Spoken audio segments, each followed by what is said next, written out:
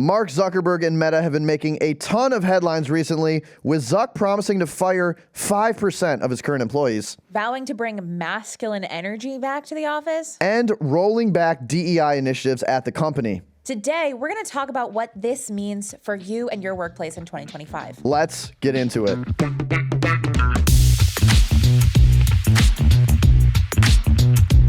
Kaila, new Zuck lore just dropped. So I've heard. This guy has been in every headline of the past the past 6 months. He's been in UCF fighting, UFC fighting. I'm pretty sure it's UFC. Yeah. ABC fighting. We don't even know. Yep. He's been like feeding cows certain foods to make great beef. Yeah. And he's doing a ton of stuff at Meta. He's pretty good at finding a headline. It's true. The lore that just dropped is he has said he's decided to, quote, raise the bar on performance management. And basically the goal is to move out low performers at Meta.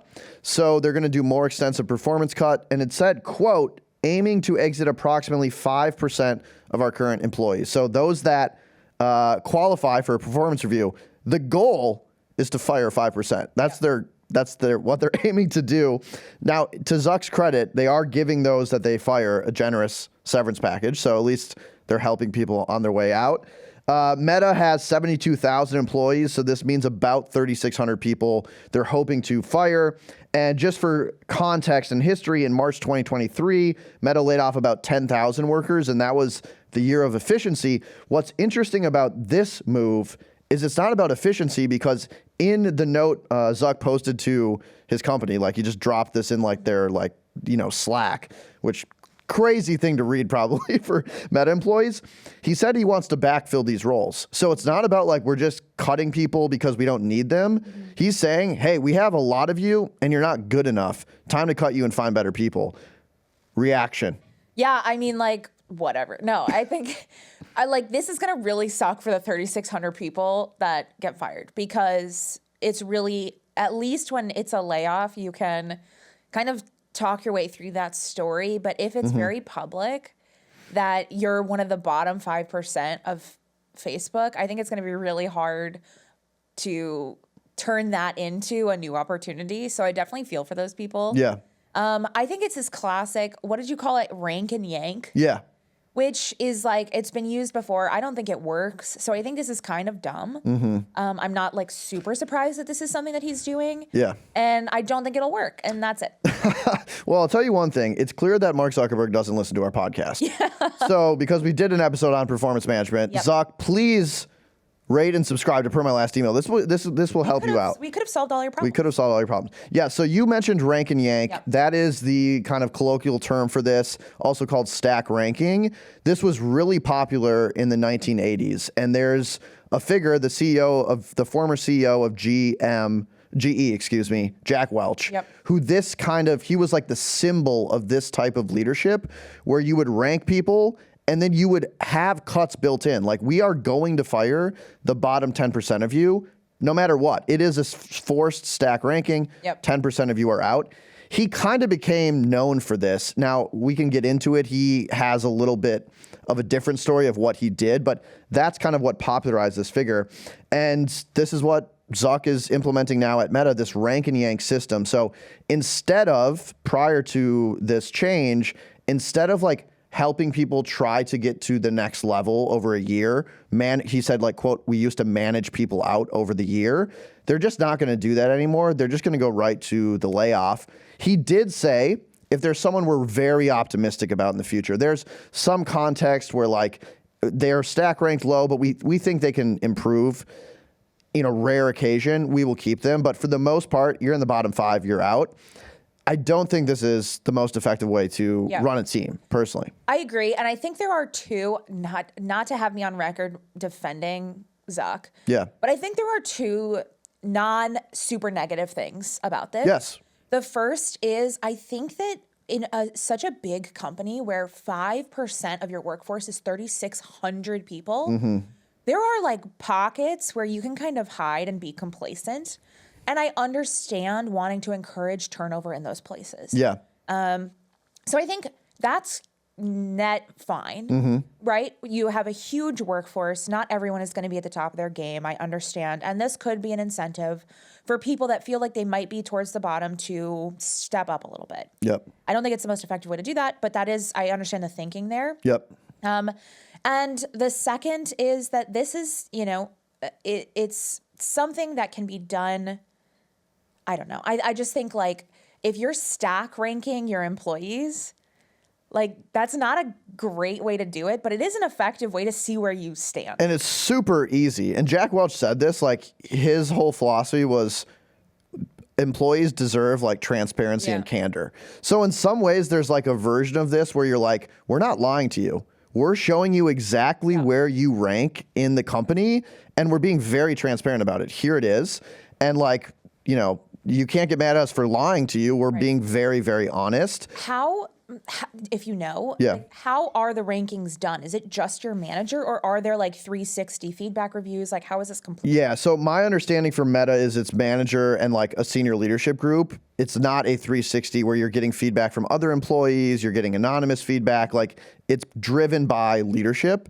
And that is where I think an issue might arise. Yeah. My big issue with this is I totally agree. There's some good things about it. And I understand the intent of what this is for, which is it's frustrating to work with people who are like not trying. Yeah. And I think we've all been there. I'm not saying this is a majority of people. I don't think it is, but it's very frustrating when there's someone on the team that's like, you're not even trying. Yeah. We've had experiences where like, I know someone was working another job, like a full-time job. And I was like, you gotta be kidding me. Like I'm waking up, I'm actually giving an effort here. And it feels disrespectful to me that you would like be doing something else and it's like affecting our entire team. You don't want those people to stick around because it pisses off people that are trying. So I understand the intent there. I also think to their credit, it's not like we're going to fire you and you're out cold. We're going to give you a generous severance package. So that's good. However, if you want to accomplish a place where like you are optimizing performance, stack ranking, and a lot of companies have tried this. Microsoft used to do this. Amazon used to do this. What they find is two things. It kills innovation and cross-functional collaboration because it's a ranking. So like if you have 10 people and you're going to fire the bottom 20%, 2 people will get fired no matter what. They could all be amazing, but it is comparative. Right. So 2 people are going to be at the bottom because they have to be. So then the way to not get fired is to like help yourself and hurt other people. You don't want to work with someone else because what if they get ranked above you? They get credit. You want to avoid that. So it starts like this like Game of Thrones type situation where there's infighting, you don't want to collaborate. And the second thing it does is it hurts employee morale because kind of for the same reason, you're now operating out of a place of fear. You're always worried like, even if I perform well, if someone performs better, I get fired. So it just doesn't seem like the most effective system to have a team that feels collaborative in nature. Like if you had a basketball team, you have 5 starters and it's like one of you, no matter what, won't start the next game. They're not going to pass each other the ball. It's going to turn into an individual sport. And that's where it backfires. That's why a lot of companies have moved away from it. And I think Meta is going to find the same thing. Like the intent is good. The impact is not going to work out for them. I completely agree. And I think it's like what gets measured gets managed. And if what you're measuring is how good are you compared to your peers, 100%. Of course, you're going to want to take credit for things. You're not going to be acting collaboratively. Also, if it's just your manager that's stack ranking your entire team, you have huge power as a manager. And that brings your own human faults into play.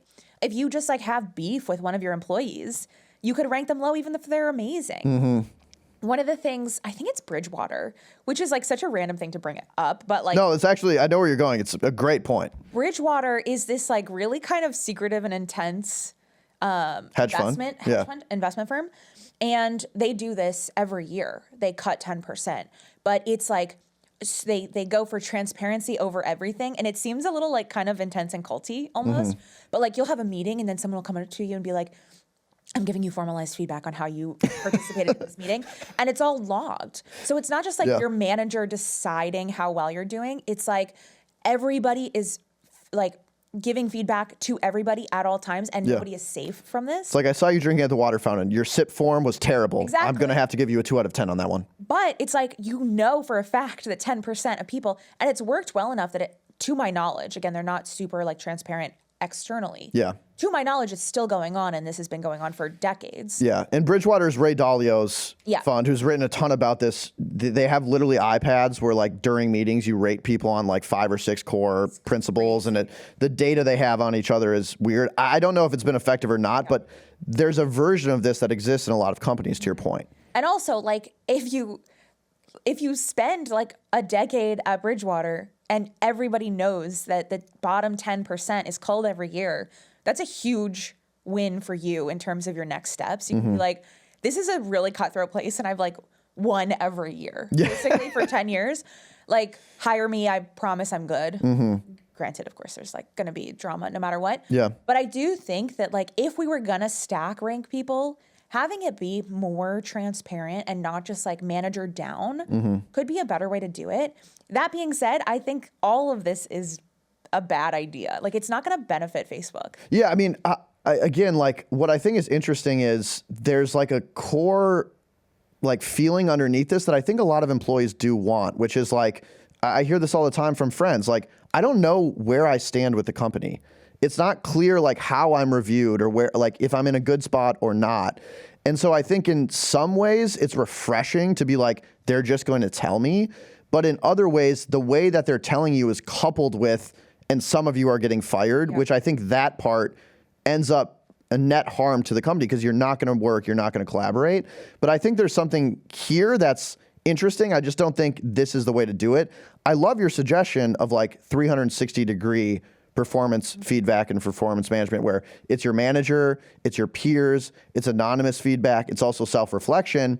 And I like the idea of seeing where you stand. I just don't think from the jump to say, and 5% of you are going to get fired, like, what if everyone's amazing? Yeah. Or what if you need to fire 10%? Like, it feels weird to predetermine how many people are going to get kicked out prior to seeing people's reviews. I agree, and it also feels like that's implementing the policy to create fear. Yeah, not exactly. to create positive movement forward. Yes. You know, and it's like, I will also say that as of somebody who does not and has never worked at big tech companies, the vibe or like the way that I think about it is people like rest and vest. Yeah. You know, like that's at least like what I've heard. It's like, you get in, it's really hard to get in, but once you're there, you're not doing that much. Again, I have no idea that that's true, but that's just kind of like the perception. Yeah. So if that's the perception from the top as well, I could understand why it's like, you guys have been complacent for too long. I'm introducing fear again. And like, this sucks, but this is how it's going to go now because I've seen too many day in the lives on Instagram. I literally was going to say, like, we outed ourselves. Yeah. Like, Zuck saw one too many TikToks and was like, I'm done. 5% minimum. Yeah. Let's clear the house. And maybe from his perspective or senior leadership's perspective, they're like, this should be 20%. Like, we definitely can find 5%. Like, we don't have the data they do. But yeah, this like running a business based on fear might work in the short term. I think long term, you're going to get individuals and not team players, and it ultimately hurts the culture of the team. Question for you. Yes. So we've talked about why rank and yank maybe is not the best idea. Yeah, it is a great branding, though, I got to say. That is pretty fun. It's hilarious. Kind of scary. Yeah, it's like, I got to quit right now. Rank and yank, it's like you're like on a stage and somebody comes and brings an umbrella and like hooks you up. The music starts playing. They're like, amazing. it's time to go. What is the ideal performance incentive for you in your mind? Yeah, I mean, this is a great question. And we talked about performance management with our own HR leader, Kate Noel, on a previous episode. I like the idea of transparency. My ideal performance management philosophy would be like an OKR situation where you sit down with your manager and you identify with their buy-in, what are my 3 to 4 main objectives this quarter? And those objectives have clear metrics. They're smart goals, you know, and you either hit them or you don't.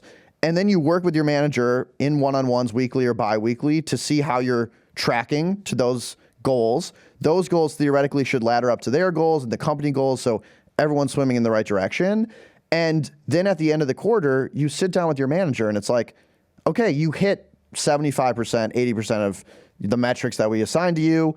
That at our company is good. Like you're not in trouble of getting fired. And if everyone at the company hits 80%, there's no reason to fire people. Like the team is working. Don't just fire someone randomly because you've had this predetermined thing.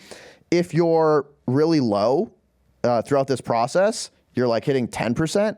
That's a conversation that should be happening throughout the quarter, throughout the year with your manager. And my big thing around this is the language used. I think Meta called this non-regrettable attrition. Oh gosh. Savage. Like, you just fired someone. Like, you don't need to say we don't even regret it on their way out. Come on now. And there's there's riff, there's BS. Like, you're firing people. Yeah. But what I wish more people introduced is the language of fit. I think saying that someone is a player, a C player, without context makes it seem like no matter where they go, they're bad. And I hate that. Like, you might be a C player in a certain context. Like, you put LeBron James in a pool, he's not going to beat Michael Phelps. He's just not in the right fit. So what I would hope a manager or senior leadership is doing is helping someone understand, like, hey, you're not a good fit for this role, and here's why we think that is the case. Here's what we've identified in you. Maybe moving you to a different role at this company would be awesome. Or like, we just don't have a role that we think is good for you. And we've worked with you over the 6 months. You have talents. They're just not going to be best applied here. Let's try to move you to a different company. We're going to give you a severance. It's not a fit. It doesn't mean you're bad. It doesn't mean we're bad. It's just not a fit. I wish more people use that language. Super long-winded answer to your question. But it was right. Okay. What are your thoughts?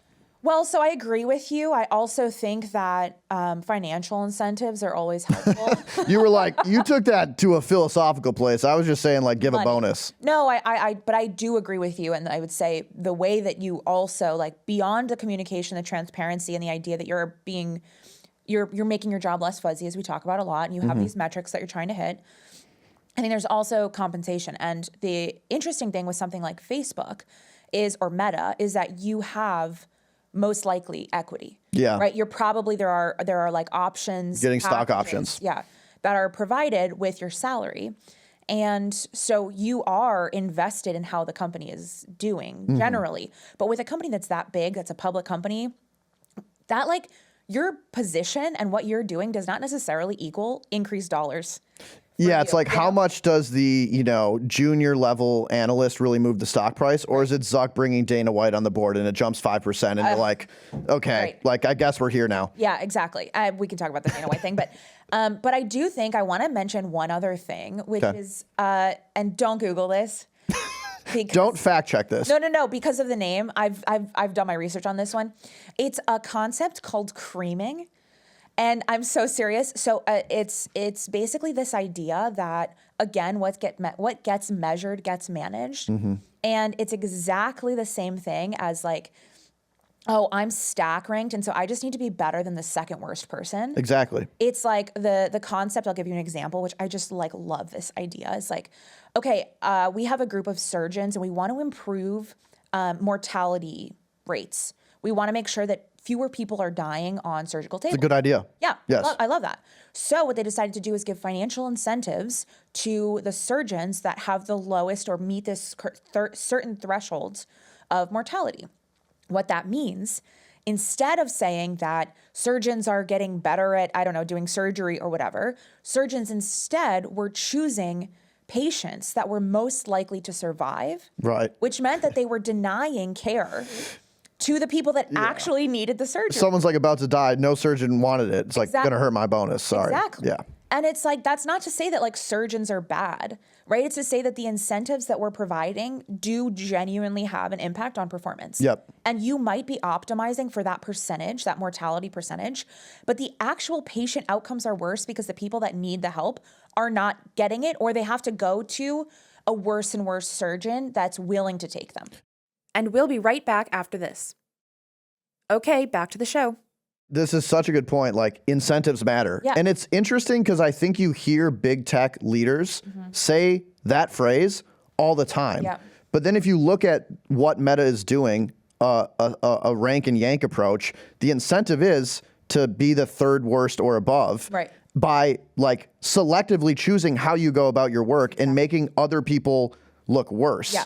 And that's the incentive you now have for your employees long term. I just don't think that's the way that you actually build a great company. Yeah, exactly. It's functionally like you're encouraging the Facebook surgeons to choose better, patients. It's like you're on Survivor and you're like, hey, I could kind of team up with you now, but ultimately like one of us is going to get voted off. So you're kind of like sketchy about it, as opposed to like abundance mindset. Like we can grow this pie collectively together at this company. We can all succeed. That seems like a much more motivating message to me. Yep. The last thing I want to talk about is what's going on with managers. Like mid-level managers, I think has been such a theme throughout all of our conversations where they're like not viewed as effective. Like when you were saying this is an easier way to do it, like instead of having to do all this performance management and give power to your managers to like inspire your team and really trust them, it's just like, just give us a ranking and we're firing the bottom percent because like we just don't trust you to be a good leader. Earlier in 2023, one of Meta's announcements was actually we need less managers and more ICs. Amazon had the same messaging in their return to office mandate.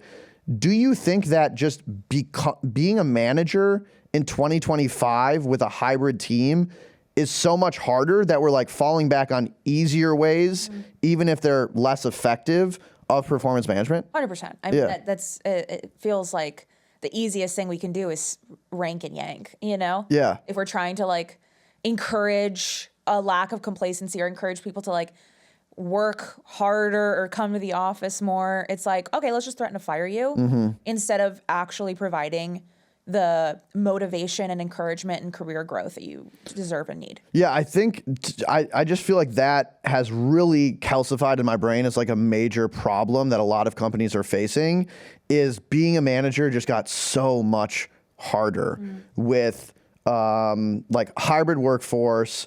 COVID made things like exceptionally hard. You're now balancing multiple different generations. Like it's gotten a lot harder. I don't think we've armed managers with the proper tools to be effective at performance management or just develop as leaders in general. A lot of them are ICs, move into a management position. Company doesn't help them understand what they can do in that position. And then we end up with like an org chart where the senior leadership is just like, we don't trust these managers. Let's just fire a bunch of people because like that's easier.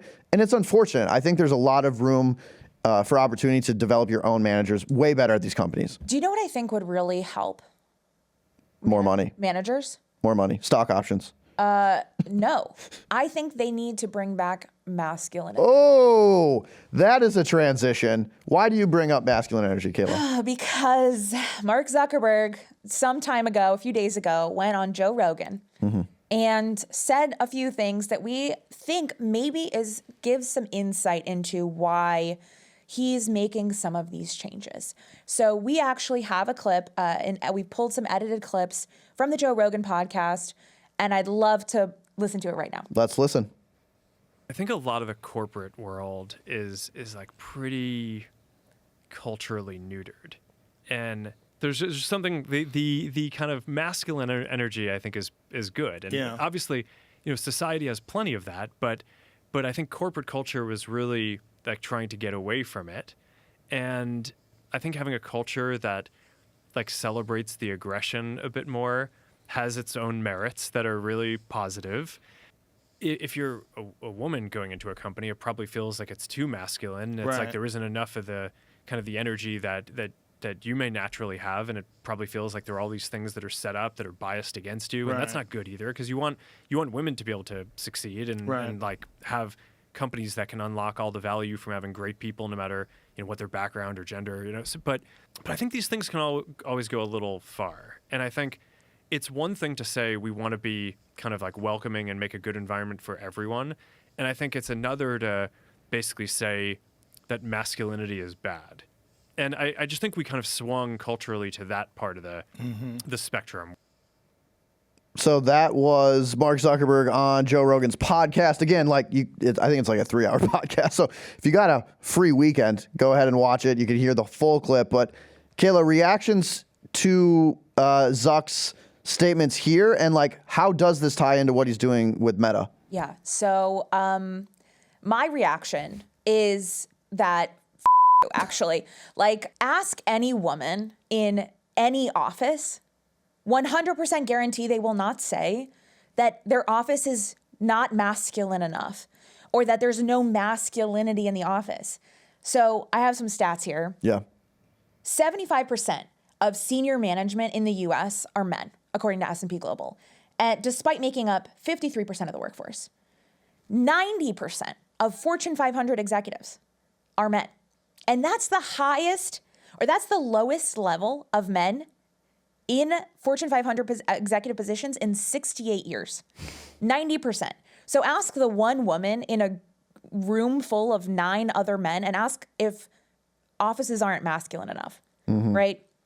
In 2023, finally, women outnumbered men named John as CEOs in the S&P 500. Like, I just genuinely, to say that we've culturally swung in the direction where masculinity is bad and where we're culturally neutered, which is what an image. Like, it's bullshit.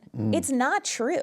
Like, if it's a pendulum and we've swung from, men are dominant to like, oh, we're imagining that there could be other types of people in the workplace, that's not swinging too far. That's ridiculous. Also, women are told to, in order to be successful, you have to embody the traits of men. And at the same time, when you embody those traits, which is being assertive, raising your hand more, advocating for yourself, you are called a bitch. You're called bossy. You're called difficult to work with, right? It's like, okay, so we can't win. So when we try to create these cultures that are slightly more amenable to female traits, whatever the hell that means, now all of a sudden masculinity is bad.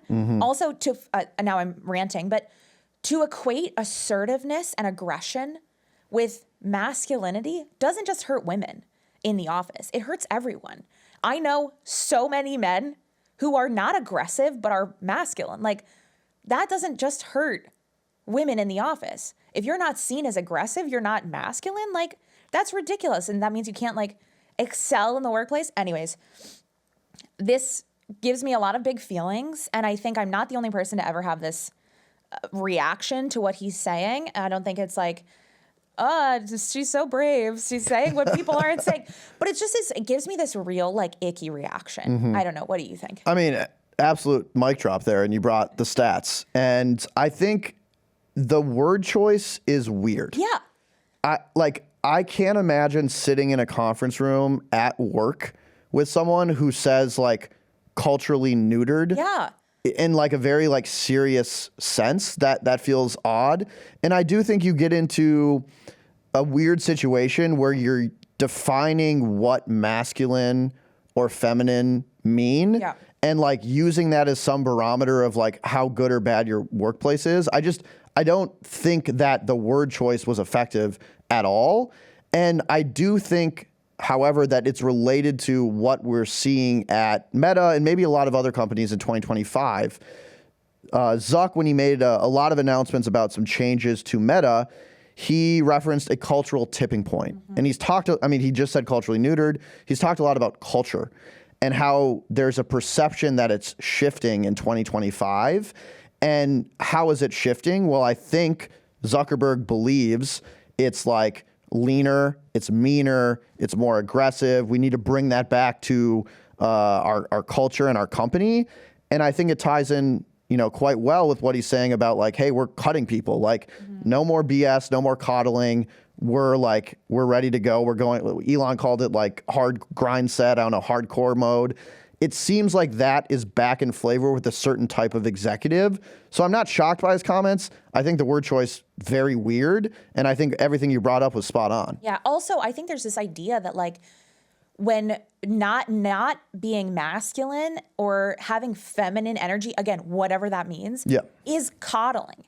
It's allowing for complacency in your workplace, which again explains this rank and yank mentality, saying, oh, these people are not doing anything. Therefore, we've been too feminine for too long. We've allowed them to continue to exist. That's not like, it's the same thing when we talk about what good managers do with radical candor. You can care deeply, but you also have to challenge directly. Like, that's part of being a good manager, being a good team.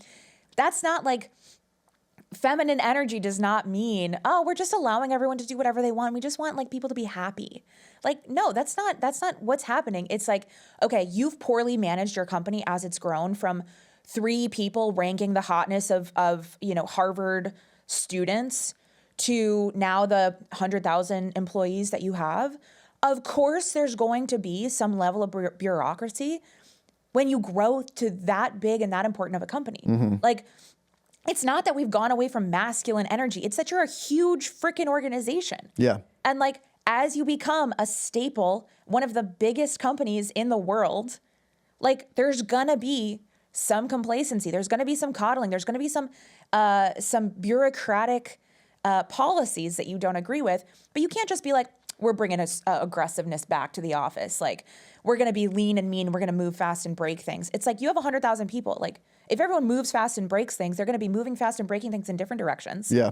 And your company's going to break. Like, it's not masculine energy. It's growing up. Yeah. When you have 72,000 employees, that's a lot of people. And I think there's a desire for like a simple solution of just like, let's cut people and like not evaluate them in a holistic way. And I get like, it's a tough position. That's a lot of people and you have a lot of different personalities and you're trying to make it work. It just feels like we've gone away from trying to do the hard work, which is like empower managers, try to build very dynamic teams, talk to people about fit, recognize that there is a lot of value in having different perspectives, different opinions, radical candor. And like, that is difficult work, but it's work that's like really important, I think. And it feels like we're just moving to a much simpler solution, which is unfortunate in my opinion. Yeah, I completely agree. And I think that you want to talk about masculine energy, like, do the hard stuff. Like, have hard conversations, be prepared to be wrong. That's more masculine than, you know, doing jujitsu or whatever the hell he's doing on his free time. So anyways, I think to wrap this up, because I don't mean to like yell into the void for too long, but I think this was completely out of pocket, completely unnecessary, and like so rude of him, and also gives real insight into how he's operating and the decisions he's making for the company. Ultimately, I think that there's going to be a backlash to that. And I think that, you know, there's probably a variety of reasons why he's acting like this.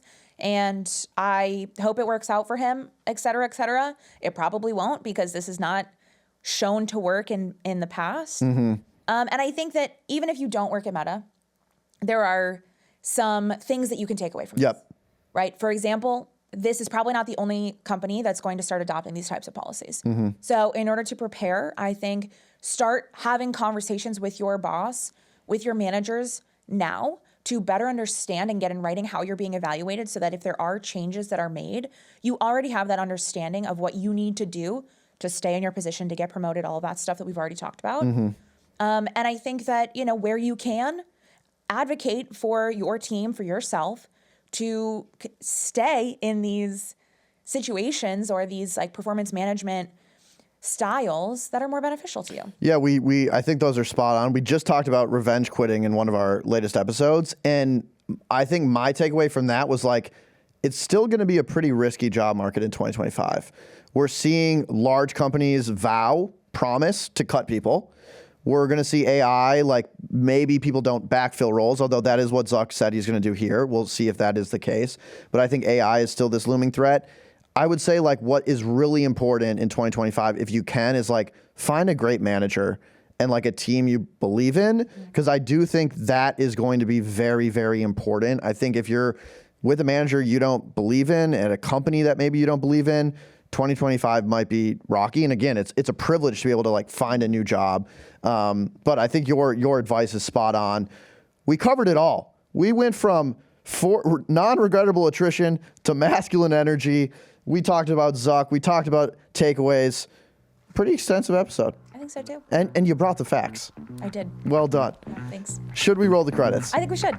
Our producer is Michaela Heck. Our technical director is Eugenia Ogu. Vicky Villet is an HR Brew editor. And our chief content officer is Devin Emery. This show is a production of Morning Brew. Thanks for listening, and we'll see you next week. Later, y'all.